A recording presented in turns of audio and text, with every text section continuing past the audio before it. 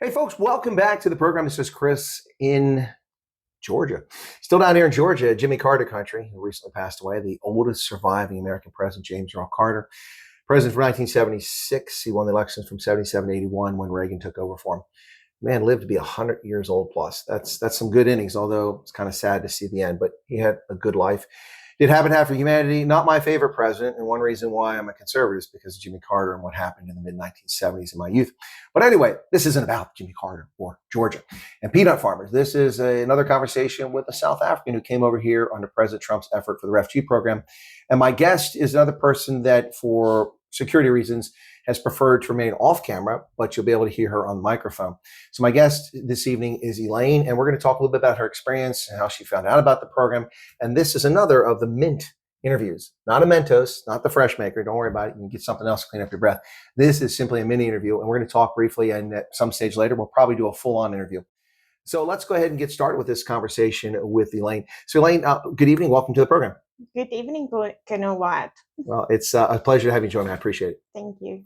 So let me ask this question, which I always ask of all my guests, regardless of whether it's a Mint or it's the full-on interview. When did you first hear about the Refugee program? We heard about the program in February. And was that on social media or the newspaper? It was on social media. And what, like X or Facebook or what? I think it was on Facebook. Okay. My husband is the one that was the one that found it. And we didn't really apply immediately. We only applied when the SOI came out. Okay, so you waited until after May 12th. Yes. And how long after the statement of interest came out were you a first mover, or did you wait a few weeks? Well, only by the 19th. We still. Oh, so you waited a week. Okay. Yes. All right. So are you Dratsida? No, not really. It was like, okay, well, there was another opportunity in the pipelines. So, okay, so you already had something. You had something in the oven already. Yes, but eventually we decided, listen, this is the program that we want to go with. All right, so you didn't learn about it from my program. See, I asked the question because not everybody hears about it from my program. People think it's all about me. It's not. I'm trying to find out how you found out about it, because we all know that the media in South Africa has been misleading people, and politicians, especially in South Africa, misleading. You know, first off, neither you or your husband, who are both currently employed, are working in agriculture. Are either of you farmers? Well, I grew up. You grew up on a farm. On a farm, okay. yes. And but as an adult, or you've been a farmer? Well, my husband has been like a sort of a part-time farmer. Okay. Yes. So he was putzing around on a farm, but not a full-time commercial farmer. No. Which is what they give you the impression this program is for. But I have to say this for the audience: if that in fact were the case, we have over 7,000 South Africans who've come over since the first arrivals on the 12th of May last year. And if they were all white Afrikaans farmers, the agricultural community in South Africa would be collapsing right now because there's only 26 to 28,000. That would have lowered it to about 21,000 farmers. Would have been devastating. And South Africa would be already facing food shortages and not just tripling the price of beef because of foot and mouth. Anyway, so that's why I asked the question. All right, so you found out about a program that way.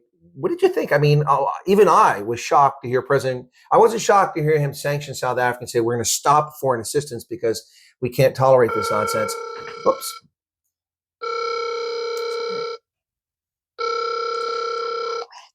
I hate those phones. I'll start. So that's why we get to edit. That's why we're doing live. So even I was shocked to see President Trump come up with this executive order for rep people.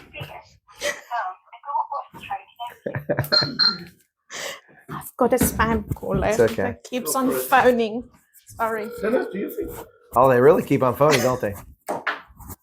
Determined. Here, let me get this out of the way since he's doing some B-roll back there. That looks kind of crappy. So. Oh no, I'm not shooting anything. Oh, okay. You just get so. Oh, they are determined, aren't they? Okay. So we have these interruptions, but there've been a lot more if we've been at the other places. Kids were getting quite loud. All right. So let me get back to. I'll start again. So even I was a bit surprised to see President Trump offer a refugee program. I wasn't surprised to see him sanction South Africa and say we're going to stop giving foreign assistance. After all, for those who don't know, the South African government has been very abusive towards the United States, its friends, partners, allies for 2.5 decades, and caused all sorts of problems with our government, undermining our national security. And so this didn't surprise me that Trump took action, because Congress was already looking at taking action under Biden. But then Trump issued this executive order and he said a refugee program. I was gobsmacked. What about you? I mean, were you surprised to see this? Well, Did you think it was even real? I didn't think it was real. I think that was maybe the reason why we waited a bit, see what's happening. We were actually thankful for the first time somebody listened to what is going on. Well, also, I think for the first time since the German Empire at the turn of the century during the Anglo-Boer War, did a foreign leader recognize the Afrikaner community. Yes. I mean, you got to think about that. It had been over a century since anyone outside of South Africa recognized that there is a community of people in South Africa known as Afrikaners. That had to be very heartwarming. Yes, no, it was. I mean, for so long, Afrikaners were like oppressed. My grandfather was in the Anglo-Boer War when he was just like a mere 17 years old. Wow.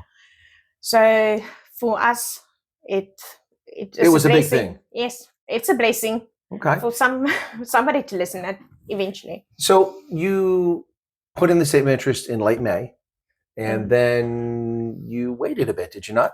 Well, we waited very long until the questionnaire for the Amerikaners came out. Which was in the summertime for us, which was in wintertime for you. Yes, it was in September.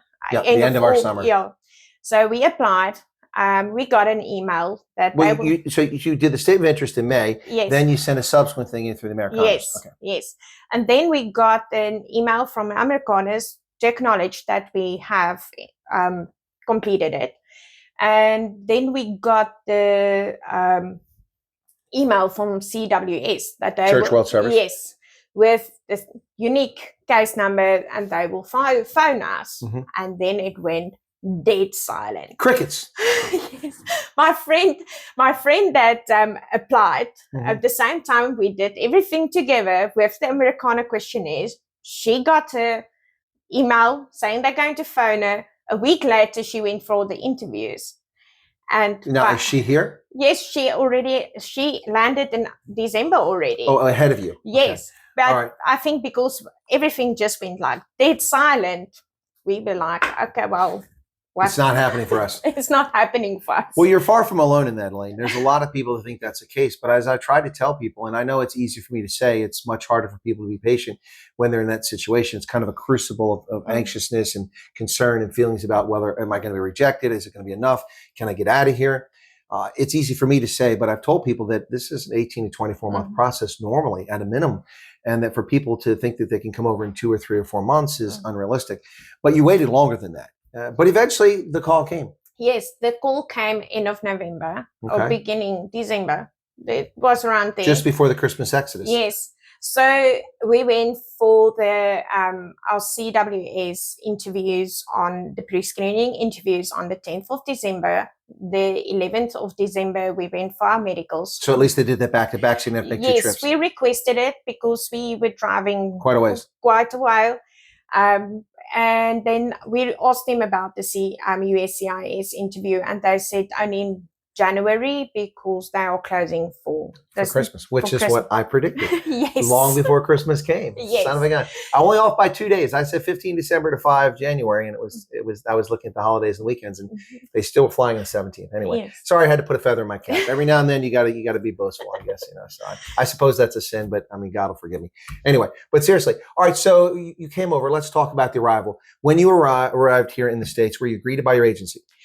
No, we were greeted by our US tie. Oh, you had a US tie. Oh, okay, yes. Okay, that's acceptable then. But you worked with the our agency. Okay, your US tie, was it a family member or just someone you knew? It's a close friend. A close friend. So you had a close friend that was already here. Yes. Are they American citizen or? Yes. Okay. So you have a close friend who's American citizen, and that was US tie. I asked because my close friend, whom I've known for many years, put me as a tie, and then he wrote a nice letter to USC. I said, we would really like to go to Florida for the following reason. It was a good letter. I read it.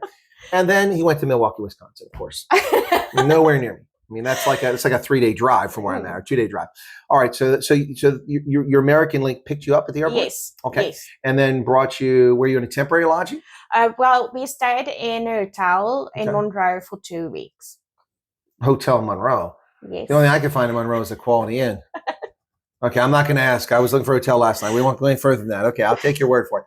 All right, so you got here, and here we are a few months later, a little over 3 months, I think, since you arrived. Yes. You're working. Yes. Your husband's working Yes. in his career field. In his career field. Your and kids are in school. Yes. Well, although it's summer break now. Yes. And everything's disastrous, right? No, it's fantastic. No, I heard it's horrible. The grass isn't greener. That's what I've been told. I mean, Daily Maverick said the grass isn't greener. No, it's fantastic. How so? Well, my husband didn't struggle to find work. Within the first month that we arrived, he found work in his trade. Well, you don't mind me mentioning his trade, do you? Is it okay? He's an electrician. Okay, well, and so I've told people, so you get all these people that want to go to university. Look, I mean, I'm not discouraging people from going to university. I've got I can't remember how many university degrees. It's not a boast, it's a matter of fact, but I don't have a doctorate. 3 masters do not equal a doctorate. I want that changed. I just want I want that honorary doctorate, but seriously. So people are like, I'm going to go to university and get a great job. Maybe, but in America, if you're an HVAC technician, an electrician, a plumber, a carpenter, a mason, oh, you can make the quant, and there's always work because they're always building new homes. There's always building new businesses. There's always work. And as a consequence, he was offered a job right away. Yes, he was offered a job right away. He does drive to sites. Quite a distance. A distance, but it's fine. Okay. And I started working the 11th of May at a hospital. Is that your career field or just something different for you? Well, if it's something that I've been in. I had my own business in South Africa for 13 years. Did you unwind that in South Africa, or is it still something you have? Well, no, it's gone. It's gone. Okay. I don't want. You don't want. You're done. Yes, I'm done. So you're not looking back. No. Okay. So you're not going to dip a toe back in. You're staying here. No, I'm staying here. All right. And I found a position as a accounts payable and payroll specialist at Encompass Health. Okay. And you're enjoying that? I love it. Okay. How are the kids doing? I met them earlier. They seem well adjusted. One of them is playing shy and hiding in the other room.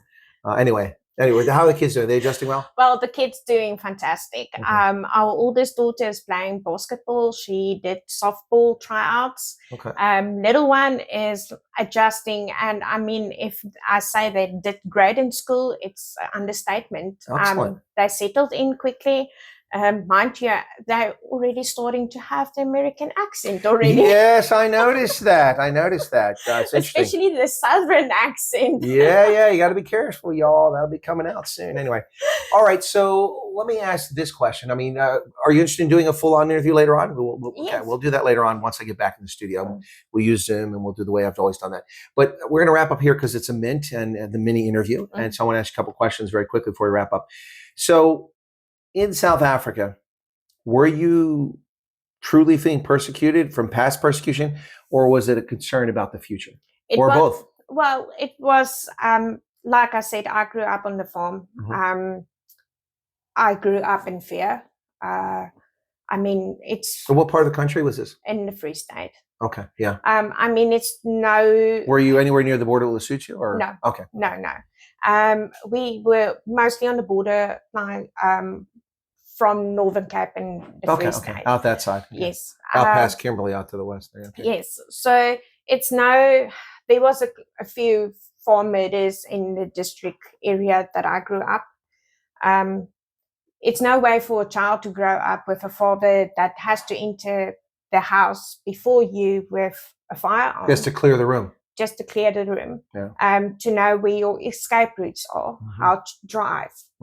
It's no way for a child to grow up. 100%. So I grew up in it. I mean, it caused anxiety. Trauma. Post-traumatic stress disorder. So I can see it's difficult for you to talk about it right now. Yes. So I mean, it's not the way that I want my kids to grow up. We have been part of the neighborhood watch. That's also very taxing. Yes. You have to devote countless hours at no pay just to help protect, and you put yourself in danger. Yes. I know. I've done neighborhood watch in South Africa without reform. I've been threatened. I believe it. So, you know, even though we were in the Western Cape, it was still dangerous. A lot of people moving from Gauteng and the Free State and Limpopo and Mpumalanga down to the Western Cape, where it's a bit more safe. A bit more, but that's a relative term. But it's not safe anymore. It's a hell of a lot safer here where you're at right now. Well, Yeah. yes. And this isn't exactly I mean, you don't live in a dirt poor place, but this isn't exactly, you know, where Johann Rupert would live if he was in Georgia. No. Yeah, but it's safe. It's quiet here. It's safe. It's quiet. We live in a mobile home area. Our kids play outside. It's a drug-free community. I must tell you, I've got to interrupt you, Elaine, here. I lived in a mobile home when I was a kid, and I would say it was about 2/3 as wide as this. It was probably as wide as this side of the house. And these things have gotten huge since I was a kid. This is huge. It's a lot of space in here. Yes, it's a lovely. You do a little kalfatsoki in the living room here. Well, I don't have enough furniture to fill up this home. Oh, maybe that's what it is. A lot of space. But it's lovely to have a lot of space. Okay, so let me ask this question, okay? Any regrets? No. None? None. You're not looking back? No. I miss my family. Well, that was my next question. We miss our family. My husband and his mother can have hours of discussion. Oh, they'll just chat for hours. So. Yes. Well, but there's FaceTime or WhatsApp. Yes. Is that helping? Yes, Okay. yes. And with my mom, she's elderly. She lives in a retirement village, retirement home. So it's a bit difficult trying to navigate between my working hours and the time she goes to bed. At the moment, 6 hours ahead, and Yes. then wintertime would be 7 hours because Yes. of a daylight savings. So we tend to speak maybe, half an hour. Weekends, we try to speak longer, and the girls can video call their grandmas and talk to them as well. Fair enough. That's understandable. Well, Elaine, I want to thank you so much for your time, your generosity of allowing me to come into your home. I appreciate that. Some people don't want you to come to their home because they're like, I mean, is it clean enough? Is it sort enough? Your home is fine, by the way. Let me let you know. Okay. Thank you. It's very kind of you to let me come in and spend this time with you. And I look forward to our interview later on. So I want to say welcome to America. Thank you very much, Gernum. Really appreciate it. You're welcome.